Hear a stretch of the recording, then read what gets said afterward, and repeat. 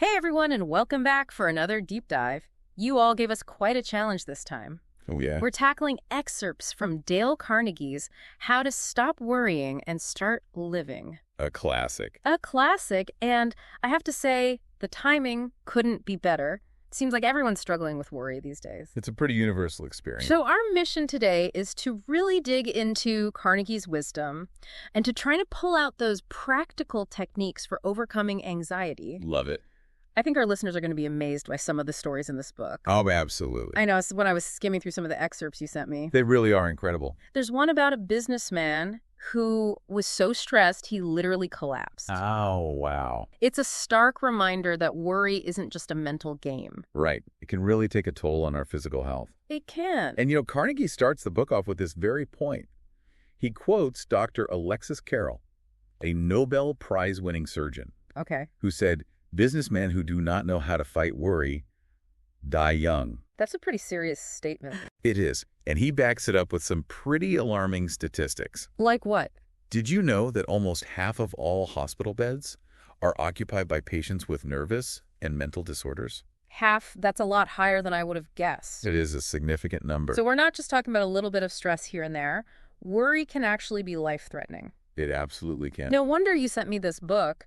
So we know worry's a serious problem, but what can we actually do about it? Well, Carnegie offers a whole arsenal of techniques. Okay.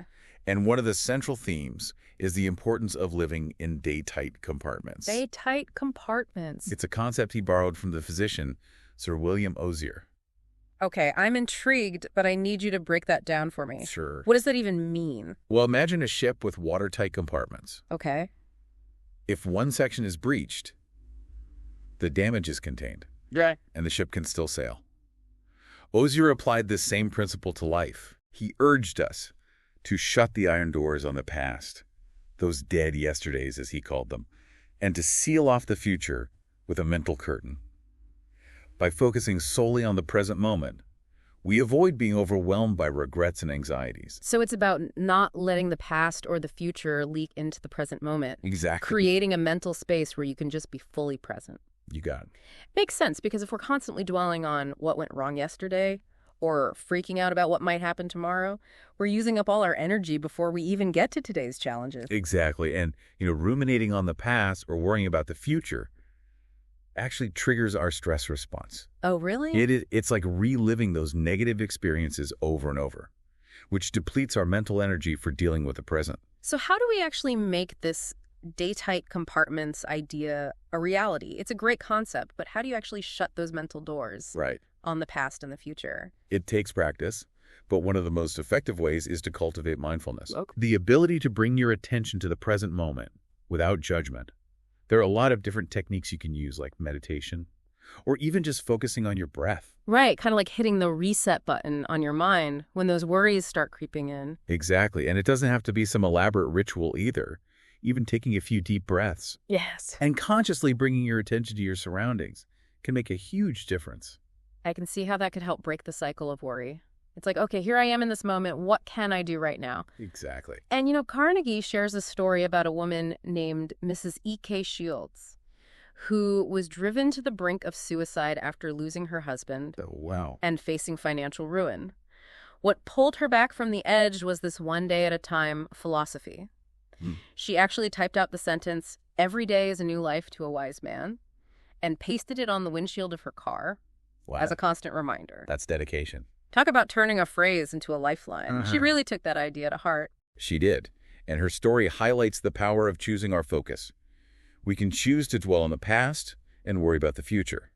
Or we can choose to focus on what we can do in the present moment. Okay, so we've established that dwelling on the past or the future is a recipe for stress. But what about those worries that are tied to the present moment? Those what-if scenarios that keep us up at night? That's where Carnegie offers a brilliant 3-step formula for conquering worry. Okay. He calls it the magic formula. Magic formula. I like the sound of that. How does it work? It's surprisingly simple. Okay. Step 1, identify the worst possible outcome of the situation you're worried about. Step 2, mentally prepare to accept that worst outcome if necessary. Step 3, calmly focus on improving upon the worst, which you've already accepted mentally. Okay. Accepting the worst, how does that help? That's the genius of it. The Yeah. act of accepting the worst, even if it's purely hypothetical, releases us from the grip of fear and uncertainty. It's like acknowledging that, hey, even if this all goes to hell in a handbasket, I'll find a way to survive. And that realization, paradoxically, gives us the mental clarity and energy to start figuring out how to make things better. It's like taking away the power of the unknown, right? Exactly. Once you've faced that worst-case scenario, it's not as scary anymore. You got it. And your mind is free to focus on solutions. Right, because remember, when you're stuck in a state of fear and worry, your prefrontal cortex, the part of your brain responsible for rational thinking, and decision-making essentially shuts down. So we're not thinking clearly when we're super stressed. Not at all. Our fight or flight response takes over. Exactly. But by acknowledging the worst Yeah. and mentally preparing for it, we're calming down that fight or flight response Right. and allowing our prefrontal cortex to come back online. It's like a mental judo move, I like that. using the fourth of your fear to flip it into a problem-solving mindset. Okay, so you're saying we can use our fear to our advantage. Exactly. That's pretty cool. And Carnegie provides some really compelling examples of this formula in action. Like what? Well, like the time carrier himself used it to save a $20,000 in contract. Oh, tell me about that one. He was installing a new gas cleaning system for a manufacturing plant, Okay. and things were going terribly wrong. Oh. The system wasn't working, and he was facing the potential loss of the contract and serious damage to his reputation. So, high stakes. Very high stakes. What did he do? He calmly applied his three-step formula. Okay. So first he acknowledged that the worst-case scenario was losing the contract and the $20,000. Okay. Then he mentally prepared himself to accept that outcome if it came to pass. Okay. And with that acceptance, his mind was suddenly free to focus on finding a solution. So he shifted from, oh my God, this is a disaster, to, okay, what can I do about this? Exactly. I like that. And that mental shift allowed him to approach the problem with a clear head.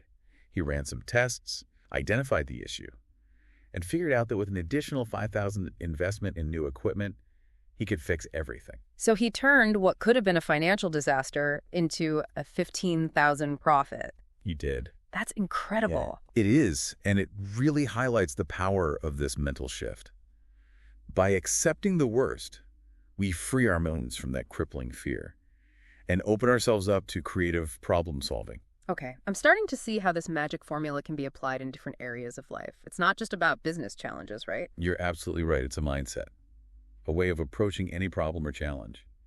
And to illustrate that, Carnegie shares the story of a businessman in New York who was being blackmailed. Blackmail, okay. Now this is getting juicy. What happened? This businessman was terrified that the scandal would ruin his business.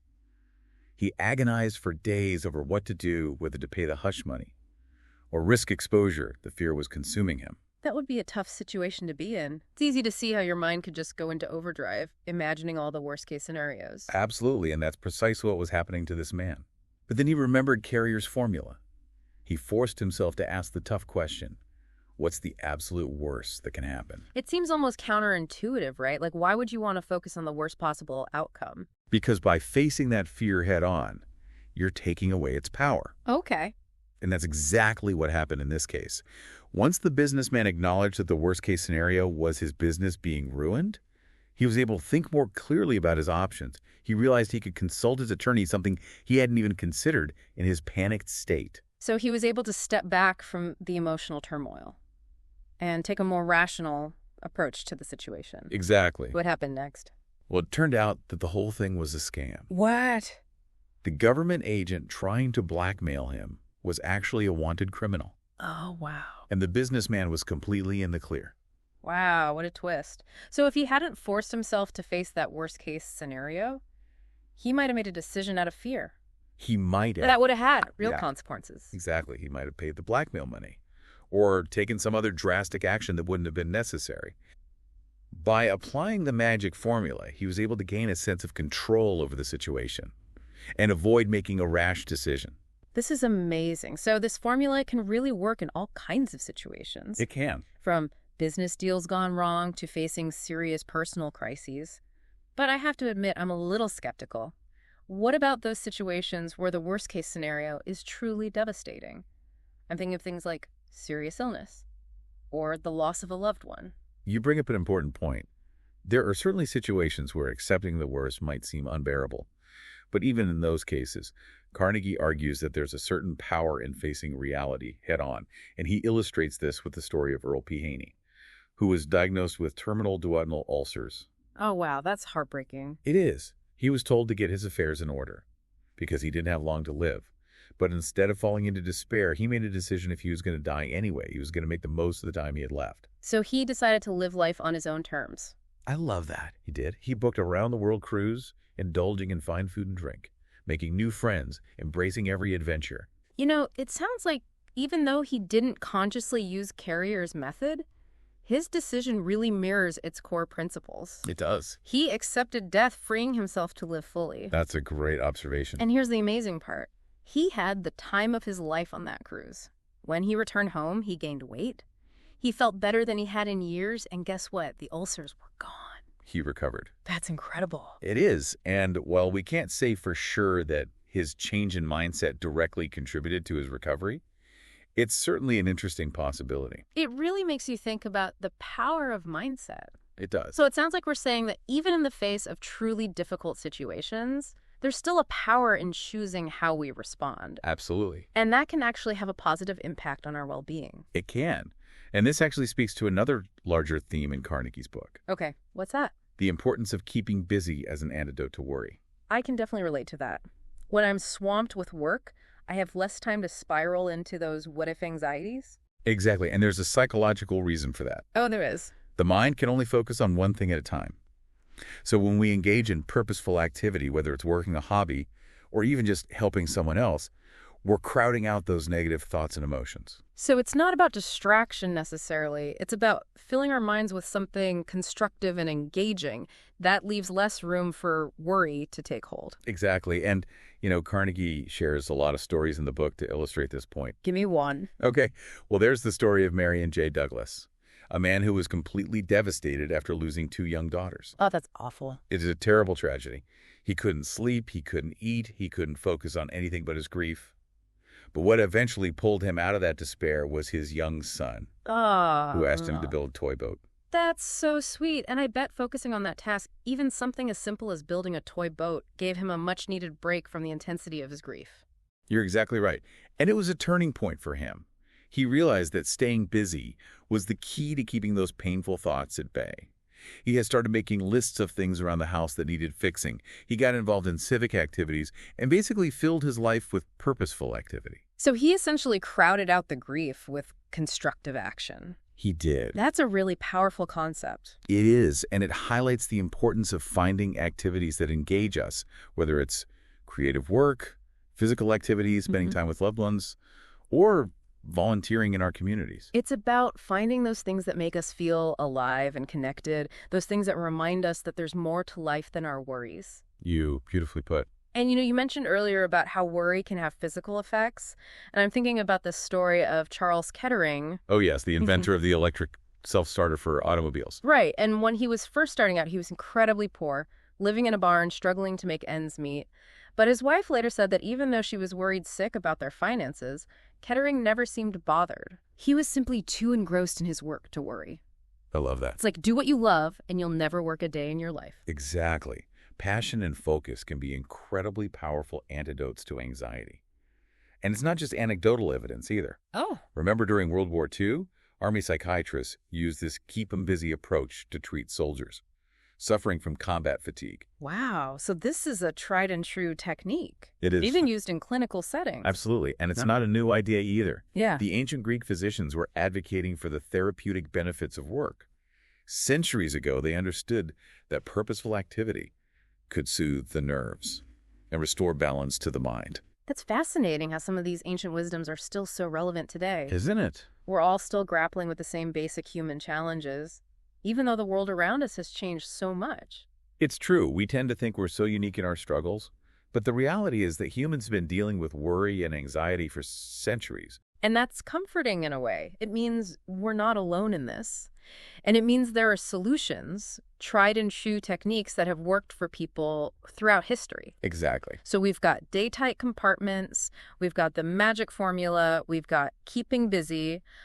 Are there any other strategies that Carnegie offers for dealing with worry? Oh, there are plenty more. Okay, great. Let's dive into those. So we talked about some pretty powerful strategies for dealing with worry, like living in day-tight compartments and Carrier's magic formula. Right. But I'm sensing that there's even more. Oh, there's always more. More wisdom up his sleeve. Absolutely. Because it seems like all these strategies are about taking control of our mental space, choosing where we focus our attention. It's a big part of it. But there's got to be another aspect to that. There is. And it's something I know Carnegie emphasizes throughout the book, learning to distinguish between what truly matters and what we can safely let go of. You got it. I'm thinking about that saying, don't sweat the small stuff. That's exactly it. Is that kind of what we're talking about here? That's a great way to put it. Carnegie actually dedicates a whole section to this idea. Okay. He uses the analogy of a giant redwood tree being felled, Okay. not by a mighty storm, but by tiny beetles that slowly eat away at its core. Interesting. Okay, so we're talking about those everyday annoyances, Right. those little things that we tend to blow out of proportion. Exactly. We all have them. Yeah. Think about it. The traffic jam that makes you late. Yes. The spilled coffee on your new shirt. The rude comment from a coworker. These are the little beetles of worry that, if left unchecked, can chip away at our peace of mind. I know exactly what you mean. It's like those little things they just build up throughout the day, and by evening I'm just a ball of stress. It's easy to let those little things get to you. It is. But we have a choice. We can let them dominate our thoughts and emotions, or we can consciously choose to put them into perspective. That's the key. Easier said than done, though, right? It takes practice. It does. But Carnegie offers some helpful techniques and stories to illustrate this point. Oh, I love his stories. Okay, give me one. One that comes to mind is the story of Rudyard Kipling, the famous author. Okay. Would you believe that this literary giant got caught up in a bitter feud with his brother-in-law? Oh, really? What were they fighting about? A load of hay. A load of hay. Seriously. It sounds ridiculous, right? It does. But this feud escalated to the point where they ended up in court, and the whole thing became a public spectacle. Oh, my gosh. It was a huge source of stress and anxiety for Kipling, and it ultimately led him to abandon his home in America. All that over a load of hay. It's a reminder that we often invest way too much emotional energy in things that just don't matter. Absolutely. It's like getting so caught up in the details that we lose sight of the bigger picture. And that's what happened to Kipling. He let this trivial matter consume him, and it ultimately had a significant impact on his life. So how do we prevent that from happening to us? How do we train our minds to not get hooked by those little annoyances? Well, one way is to consciously remind ourselves that our energy is precious. Okay. We have a limited supply of it. So ask yourself, is this worth my time and energy? Will it matter a week from now, a month from now, a year from now? I like that putting things into that larger perspective can really help us decide what deserves our attention and what we can simply let go of. Exactly. Okay, I'm ready for another story. Okay, this one's about a highway superintendent named Charles Seifert. Okay. He found himself stranded in mosquito-infested woods Oh, no. while waiting for some friends.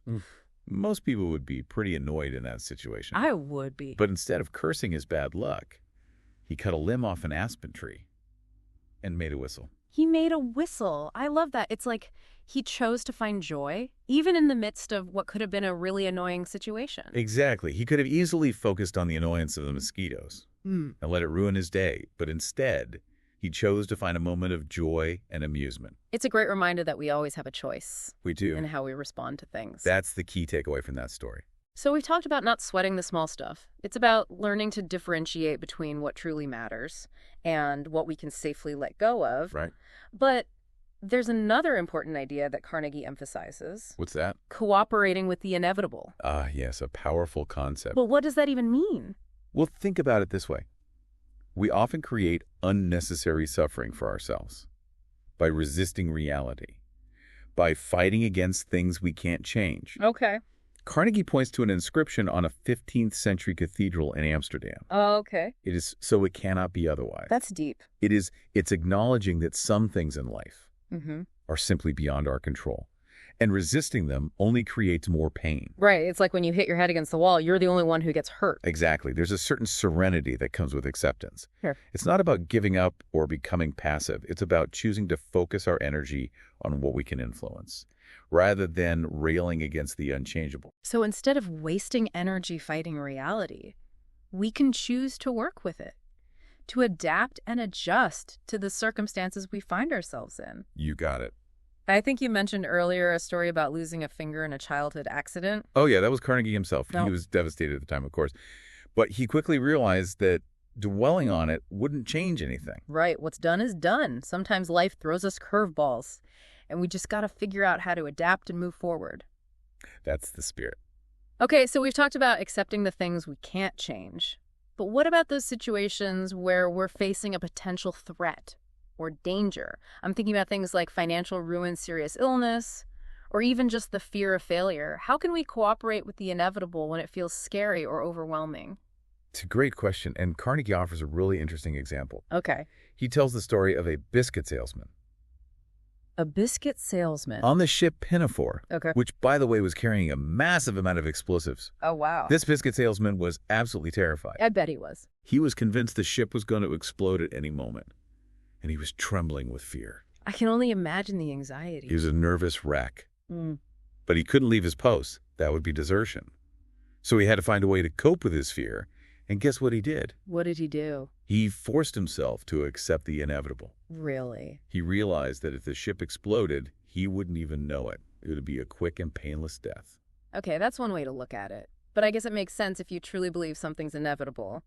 Then worrying about it is just adding unnecessary suffering. Exactly. And it worked.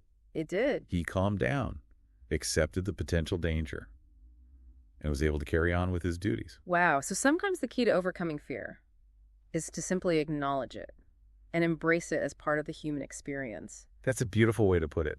It's about recognizing that we can't control everything in life, but we can control how we respond to those uncontrollable events. I like that a lot. So what do you think? Are there any other strategies that Carnegie offers for managing worry? You know, there are, but we're going to have to save those for our next deep dive. Sounds good. You know, it's amazing how much practical wisdom is packed into this book. It really is. We've covered a lot of ground, learning to live in those day-tight compartments, facing our fears head-on with the magic formula, and even putting a stop-loss order on those pesky anxieties. But something tells me there's even more to uncover. Oh, there's always more. Is there a secret bonus section?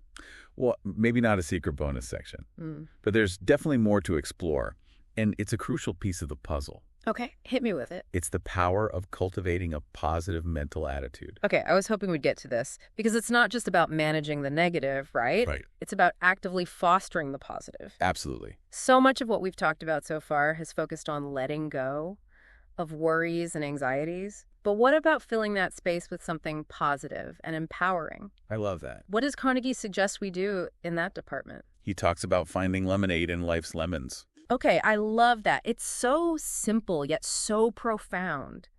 It's about turning those sour experiences into something sweet and refreshing. Exactly. But how do we actually do that when life throws us those inevitable curveballs? It's a great question because our brains are actually wired to focus on threats and dangers. It's part of our survival instinct, right? But that doesn't mean we're stuck with those negative thought patterns. Not at all. So how do we retrain our brains to look for opportunities and possibilities even in the midst of challenges? Well, one way is to practice gratitude. Oh, I love that. Taking time each day to appreciate the good things in our lives, no matter how small, can actually shift our perspective and help us see the world through a more positive lens. It's like my grandmother used to say, count your blessings, not your troubles. I love that. Words to live by for sure. Absolutely. And, Carnegie provides some really inspiring examples of people who did just that. Give me a story. Okay, he tells the story of C.R. Burton, a man who had an incredibly difficult childhood. Okay, in what way? He lost his mother when he was 9, Oh, wow. his father when he was 12, and he was separated from his 2 younger sisters. That's a lot of hardship to endure at such a young age. It is, and it would be understandable if he had become bitter and resentful. But he didn't let those experiences define him. That's amazing. Instead of being consumed by his past, he chose to focus on helping others who were struggling. He became a successful businessman and dedicated his life to making a positive impact on the world. He turned his pain into purpose. That's incredibly inspiring. It is, and it's the power of choosing to focus on what we can give rather than what we've lost. It's a beautiful reminder that even in the darkest of times, There's always that spark of light, that possibility for growth and transformation. I couldn't agree more. So it sounds like what we're saying is that we all have the power to choose how we respond to adversity. We do. We can either let it break us, or we can use it as fuel for growth and reinvention. Beautifully said. And Carnegie emphasizes that often the most valuable lessons we learn come from our struggles and our failures. It's true. It's in those moments of adversity that we discover our resilience, our creativity, and our capacity for compassion. You got it. Like that saying, smooth seas never made a skilled sailor. I love that. We need those challenges to help us grow and evolve. We do. And Carnegie actually quotes William Bolitho, who said, "The most important thing in life is not to capitalize on your gains, but to profit from your losses. That requires intelligence, and it makes the difference between a man of sense and a fool." That is such a powerful quote. It's a reminder that our ability to learn and grow from adversity is what truly sets us apart. Absolutely. It's not about avoiding challenges or pretending that life is always easy. It's about embracing those challenges as opportunities for growth and using them to become stronger, wiser, and more compassionate human beings. Couldn't have said it better myself. Well, I think that's a fitting note to end our deep dive on. Carnegie's How to Stop Worrying and Start Living. A classic for a reason. It's a treasure trove of practical wisdom and inspiring stories that reminds us that we have far more control over our thoughts and our lives than we often realize. Absolutely. You've given our listeners a lot to think about. I hope so. A lot of great takeaways, from day-tight compartments to the magic formula to finding lemonade in every challenge. And don't forget about keeping busy. That's right. Staying active and engaged is key. It is. So until next time, everyone, keep exploring those fascinating ideas that make life so rich and rewarding.